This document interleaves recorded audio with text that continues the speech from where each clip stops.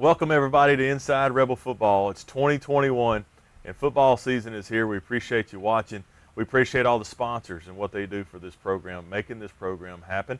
I'm Rick Guillo. I'll be your host tonight for Inside Rebel Football. We start things off with head coach Jerry Arledge, and as the show goes on, we'll have different guests. We'll have an offensive segment. We'll have a coach and some players. We'll talk offense.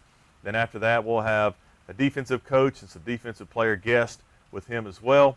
We'll have some highlights to show you from the week before. This week it's West Monroe Neville Jamboree highlights. Can't wait to take you through those. But first, we get to start with the man, the head coach, Jerry Arledge. Coach, it's always a pleasure visiting with you. It's football season, man, so everybody's excited. Rebels are victorious in the Bayou Jam against Neville. Let's start with that. Let's talk about your assessment. How do you think you guys did? Well, the first thing I'd like to say is thank you for doing this show. Sure thing. Being the host. Yeah. We appreciate you very much. You're welcome. Radio and television. You're welcome. Super duty tonight. Okay, question what? Let's talk about I don't like talk about me. Let's talk about the Bayou Jam. Okay. How West Monroe did against Neville. You know, the report back on the scrimmage wasn't our best, and so we make some adjustments at practice, coach, and it looks like the result was pretty good in the Jamboree. Well, we were responsible, I think, for lack of a good showing at the Jamboree against Zachary. You know, there's a fine line between doing too much and not doing enough. Contact work. Yeah. And we purposely did not get a lot of contact before the scrimmage, but we we realized after watching the game, watching the video, hey, it's time to turn it up. Mm-hmm. So this past week we put the pads on. Full pads and pants. Yeah. For a couple of days, and it really made, you know, we kind of set the tempo. Yeah. And live tackling, which we had not done up to that point, but it makes a difference. Really made a difference. And again, you go back to the video against Zachary, and there was a tremendous amount of difference between their aggression and our aggression, and our kids saw that, and they realized, hey, we've got to turn it up. Yeah. Zachary. Probably not the easiest opponent to schedule in a scrimmage. Coach, tell me about your relationship with Coach Brewerton and how that scrimmage came about. Well, you know, we have become good friends, and you know, it's he does a great job of coaching. We get accused of having a lot of coaches, and I got tired of counting the number of coaches that they have. I mean, they probably have at least 20.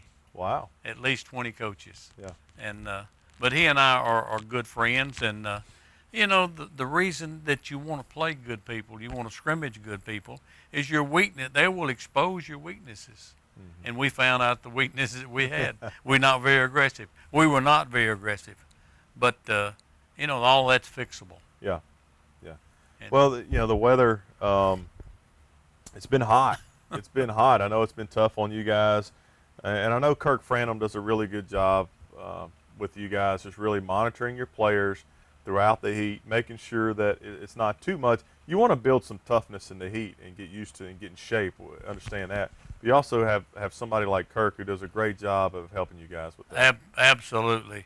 And the thing that we did those 2 days when it was really hot, even though we were in full pads, one day we went 45 minutes. With emphasis on scrimmage, different situations, and the next day I think we went 50 minutes. So we're not out there over an hour, not even an hour. Mm-hmm. And of course we allow our guys to go hydrate, get water whenever they want to go get water, if they're not in the middle of a play.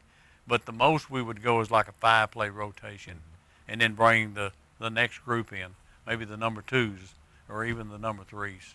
So those guys had the opportunity to go get water.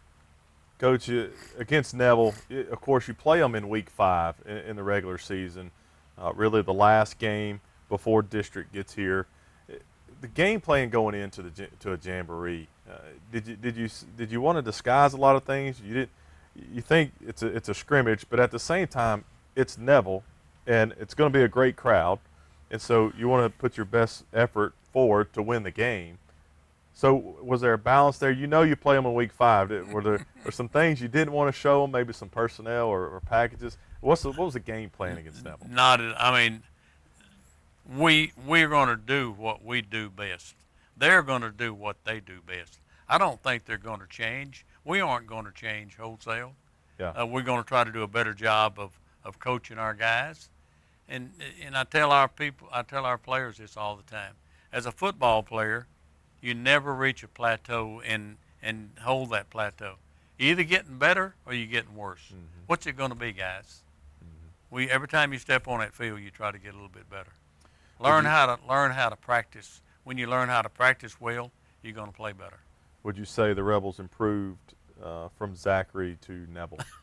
Absolutely.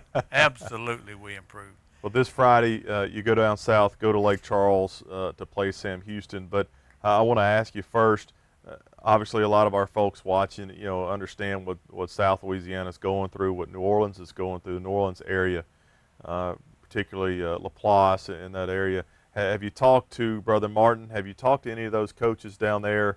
How are they doing? Have you talked to him, their coach, about, hey, what's their season look like now? Has it been impacted?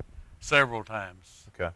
And, of course, the Sam Houston coach, that's this week's opponent.